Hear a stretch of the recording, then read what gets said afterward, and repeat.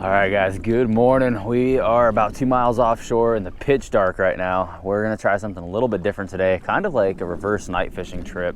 Instead of launching in the evening and fishing into the night, we actually launched like in the middle of the night, and we're gonna fish several hours before the sun comes up, and then we'll probably fish into daytime too, just depending on how things go. But it's kind of spooky, but it's really cool, man. I don't know how well you guys are gonna be able to see the beach from here, but that shoreline is just beautiful, man.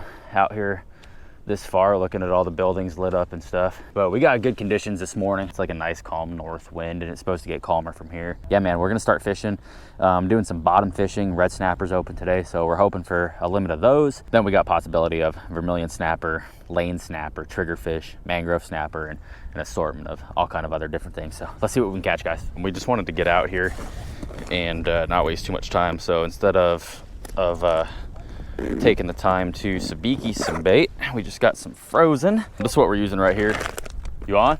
So we're gonna take that frozen cigar minnow and hook them right through the front just like that. Make sure that barb's exposed. This is a 5-aught Mustad Ultra Point inline circle hook. We've got that set up on a 40-pound fluorocarbon leader and a 3-ounce egg sinker to get that down. There's a structure right there. Let's go ahead and drop that sig down. Tighten that drag down, that way we can horse that fish out of the structure. Oh, getting eight, getting eight, getting eight. Feels like a snapper. He's still on it, come on. I think he might have robbed me. All right, we're gonna try cutting a cigar minnow in half. I just got robbed. These are huge cigar minnows in this bag of frozen ones that I bought.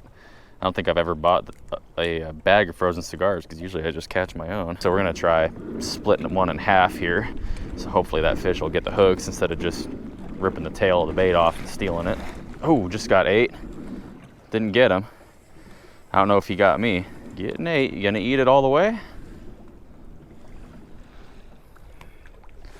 Got him that time.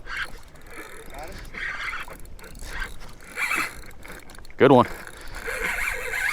Nope, nope, nope, nope, nope, nope, nope. Tighten down on him and get him out of that structure. Good fish right here.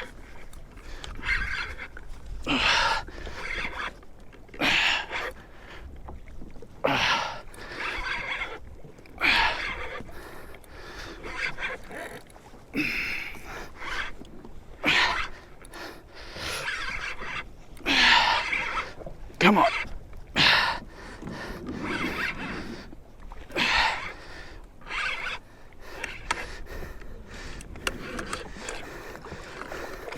Nice red snapper. Nice red snapper. Somehow I gut hooked him on a circle. He wasn't going anywhere. Whew. Must be hungry, man. First nighttime red snapper right there, out here about 2 miles out in the Gulf of Mexico. Middle of the night, man. Chewed that thing right up. We haven't been fishing for about 5 minutes and 3 of us already have a snapper. Yoo! Good one right there. This one's gut hooked, unfortunately. So good thing they're in season, because yeah, he's getting kept for sure. Look at the mouth on that thing though. These things are so ferocious. They don't have teeth as big as like mangroves or different groupers and stuff, but they still got some good fangs in there. Here we go. Getting here, let's go ahead and get those gills cut. I just got a fillet knife, and I'm just gonna go right through those gill rakers. And that's gonna cause that fish to bleed out nice and quick, and we can go ahead and get him in the fish cooler. Real nice nighttime red snapper there, y'all. That is a stud to catch on the first drop. We still got probably about 2.5, 3 hours until the sun even starts breaking the horizon. We're already catching fish. Let's get him in the box and keep going. All right, we can get this fish on ice, and I am trying out the new Calcutta fish bag. I just recently picked this up. Amazon has these guys right now for like 44 bucks, which is a steal for a fish bag of this size. This is the 36-inch one. Plenty of room to have some bags of bait, a few nice fish, bottles of water, really whatever you need. I will link this down in the description for you guys. I do make a little bit of commission off of that link. And everything else you guys see used in this video this morning will be linked in the description. You guys go check those out. I'm gonna get another bait rigged up here. I've got the back half of that sig that we just caught that fish on. And usually I'll cut the tail off these if I'm fishing them dead just so we have this nice hunk of meat here. And I run the hook through the back, right in the middle, and I like to go through all the bones of that fin and then expose the barb of that hook. Oh, just got bumped. Come on, come on. Something had it in its mouth trying to eat it.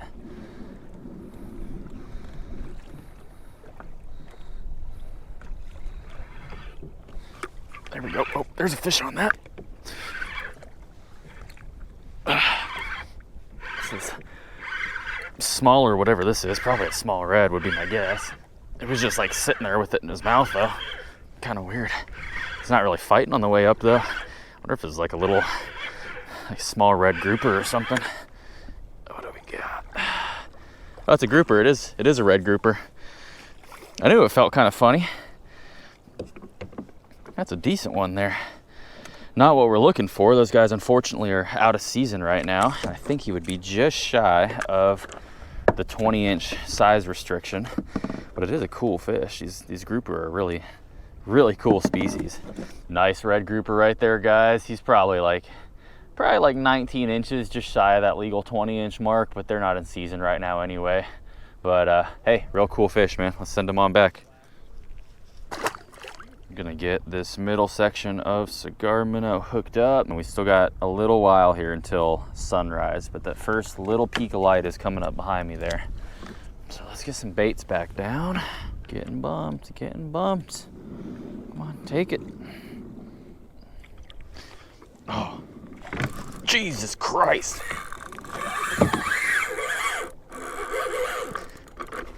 Ah, damn it. That wasn't a snapper. I think that might have been a shark. It was like just dead weight running.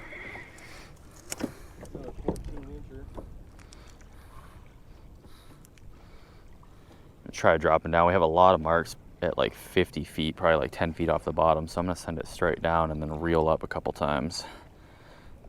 Ooh, there's a fish. Come on.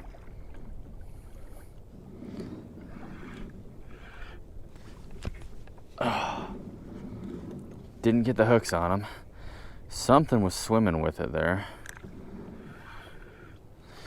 There he is. Got him that time. Good snapper. Good snapper. Gotta get him out of that structure. Come on. Come on. Come on. Don't get sharked like that last one. I don't think this one's gonna be as big as that first one, but he's definitely gonna be legal. Come on.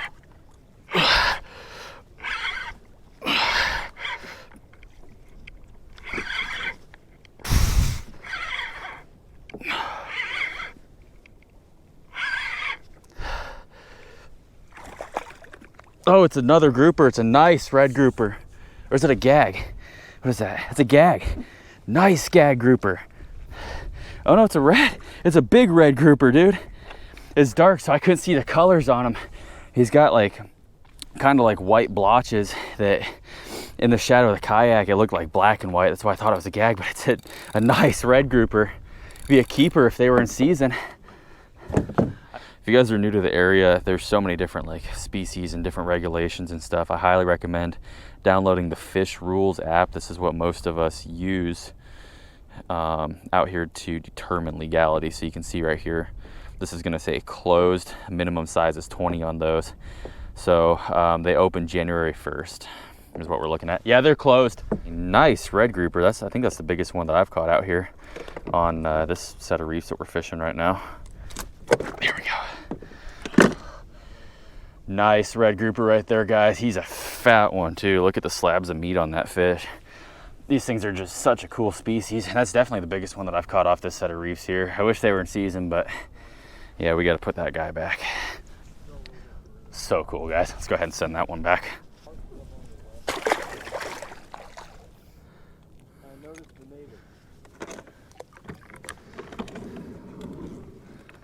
Yeah, I'm getting tore up over here too.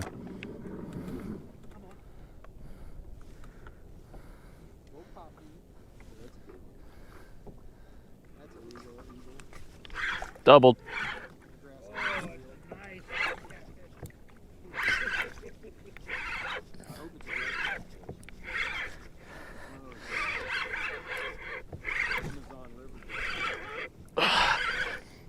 Hoping this is gonna be my second red. He's not huge, but he might keep. Feels like he's probably just barely gonna keep. Oh, it's another grouper. I'm slaying the wrong red fish today. It's another keeper too. Follow me, Levi. Another nice little red grouper right there. Send that one back. See ya. I've got big marks right here. Getting Nate up. There he is. Not a big fish, whatever it is.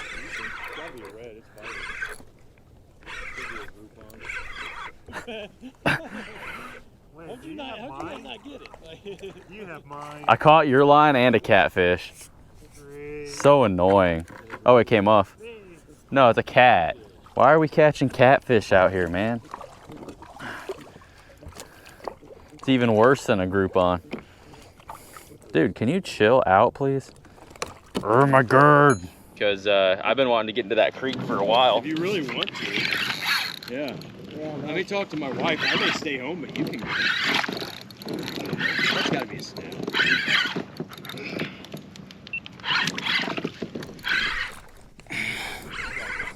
I hope. Alright. My good man, James. CKW Outdoors.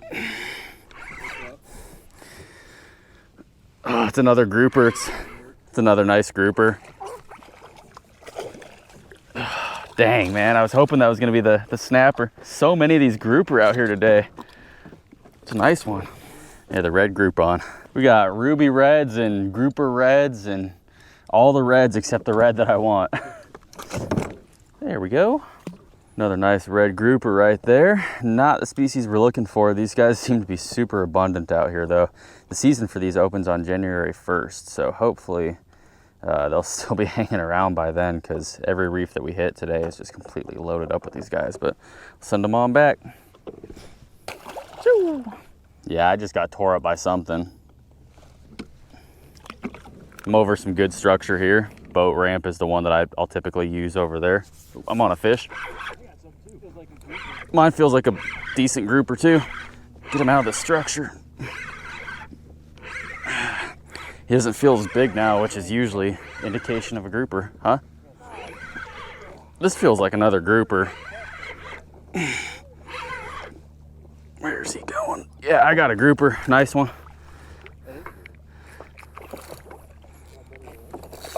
Woo! Man, I hope you guys are around come January. Yeah. The commercial guys were out there though. Yeah, that's another one of them red grouper, man. Not the fish that we were looking for. There just seems to be so many of these guys hanging around right now. Real cool looking fish though. Yeah, that's a cool fish, man.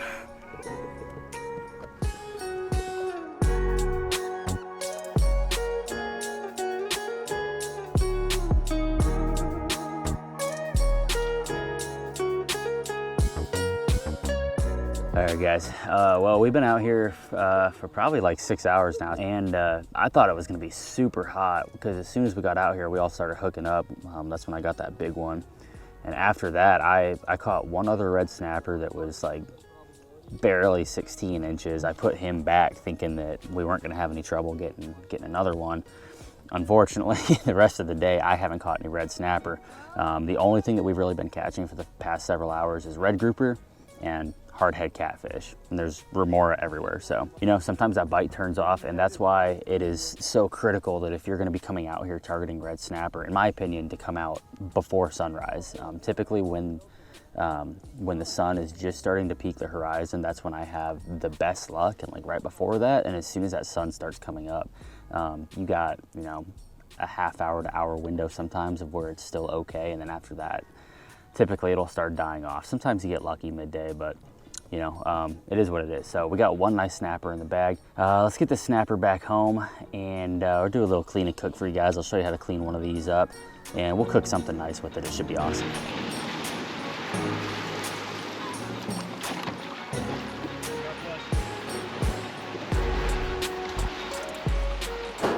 All right, we'll start with this big guy right here. So the first cut you're gonna wanna make, lift up your pectoral fin, and I'll take my knife, dig up under one of those scales, and we'll go right in underneath that pectoral fin, make a cut all the way down to the belly, and then we're gonna bring that cut all the way up, right behind the skull of the fish. Make sure you get all that head meat.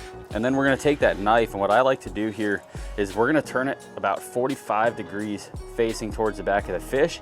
And you're gonna wanna take just the tip and rest it on top of that bone structure. You should be able to feel the structure of that dorsal fin. And take that knife and just run it right down the top of that dorsal fin, all the way to the tail. And then you can find that spine, go over it, punch out the bottom, and just go right off the tail.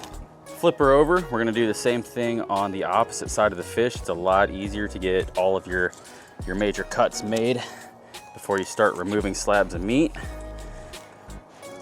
Punch through and off the tail. So just take your thumb, peel it open, and then just flatten your blade out on those bones and just start working it down towards the spine. I like to start at the head and go towards the tail.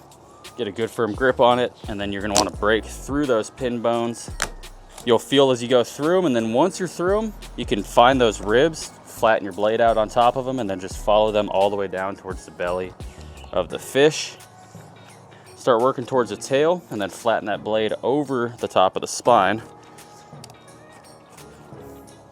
And just carve all the way down towards the belly of the fish. Come back up, skim over those ribs, get all that rib meat off of there, and then just follow that line straight off the tail of the fish. There you go. We're gonna take the skin off this fillet, so really all you have to do, get a good firm grip on the tail, get that knife started. I like to go about 2 inches in, and then you can just firmly grasp that tail skin. Keep your knife nice and flat. It helps if you get it on the edge of the table, but just take your time on this. Again, it helps if you have a good sharp fillet knife to help you do that. You can just take the meat right off of that skin. So find any ribs that you have down there and just make a shallow cut right underneath them towards the belly of the fish. And then we'll make that V cut, follow the top of the pin bone line all the way towards the head.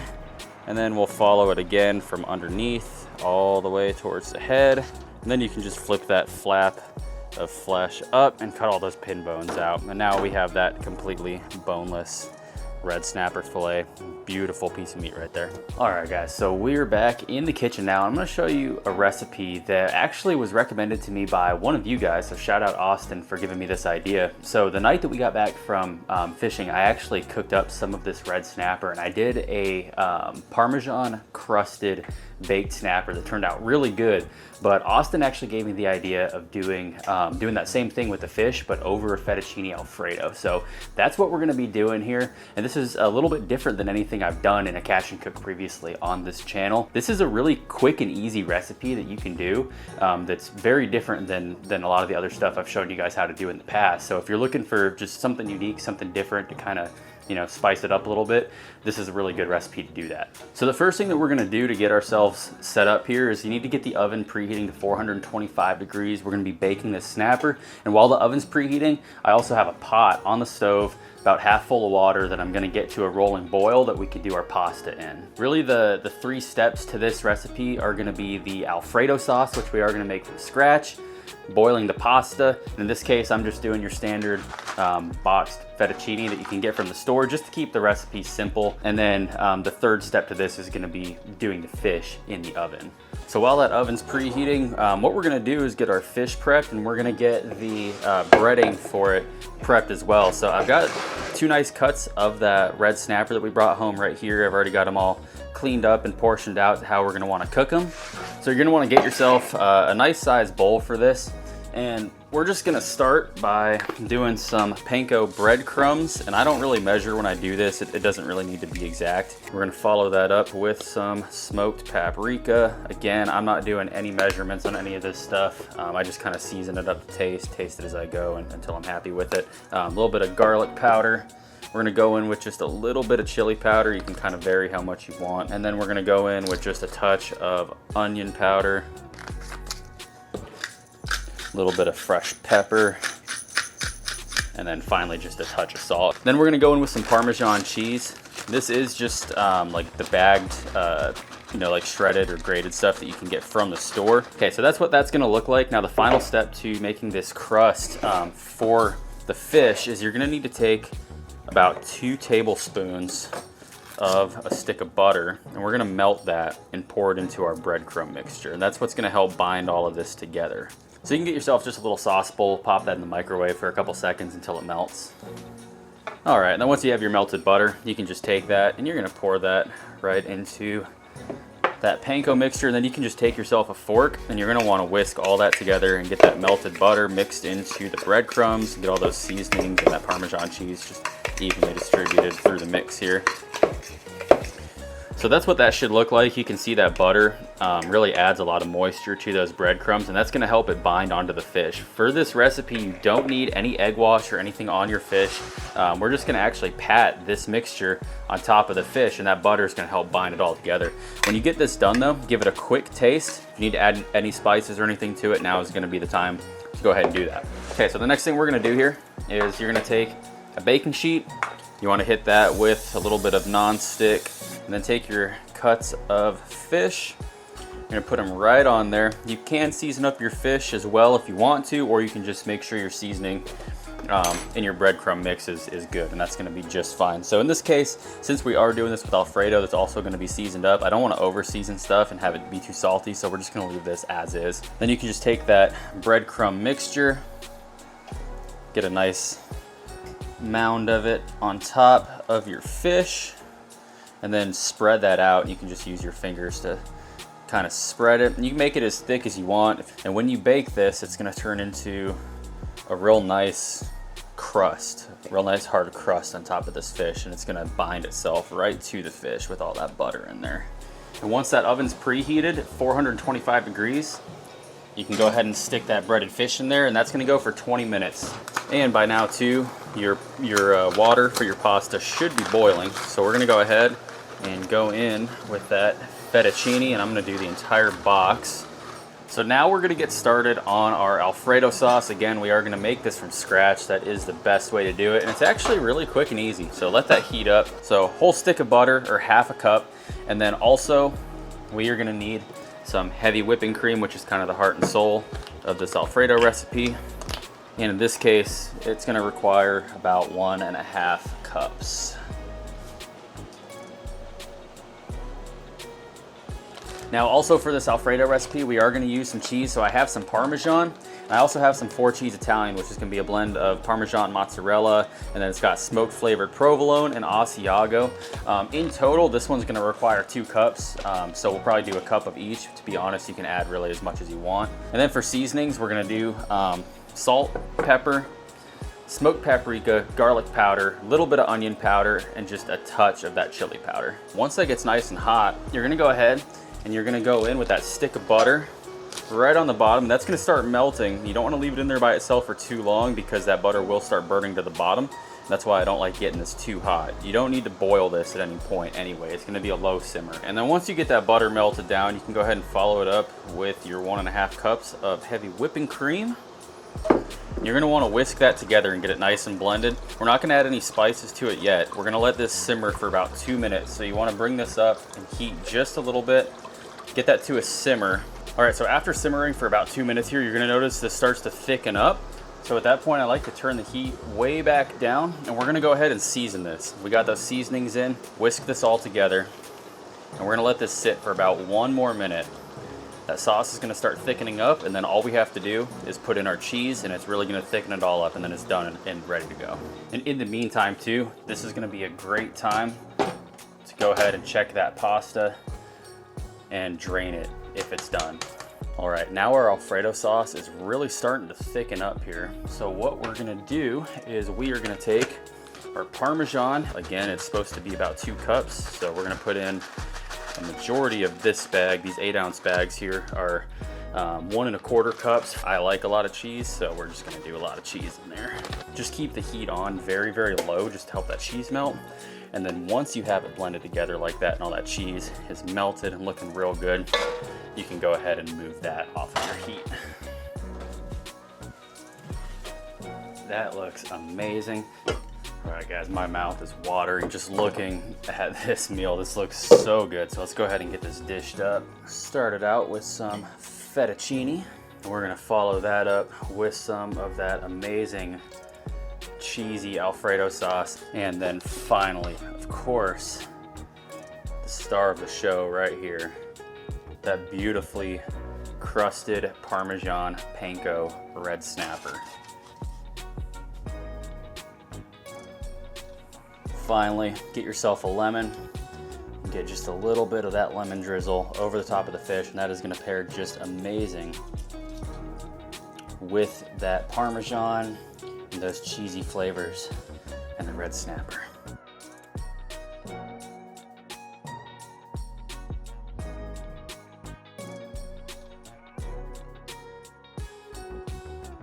All right, guys, and that is all there is to it. Real quick and easy 30-minute meal. Let's give it a try, though. That's the important part here. Let's give it a try. That is so good. Yeah, I'm a fan. That's amazing. I'll definitely be doing this more often. Yeah, I highly recommend this if you're looking for something different and still quick and easy. So awesome day. Hope you guys enjoyed. Hope you enjoyed the recipe. And if you're not subscribed to the channel already, make sure you do so. That way you don't miss out on future content. Thank you guys so much, and we'll see you on the next video.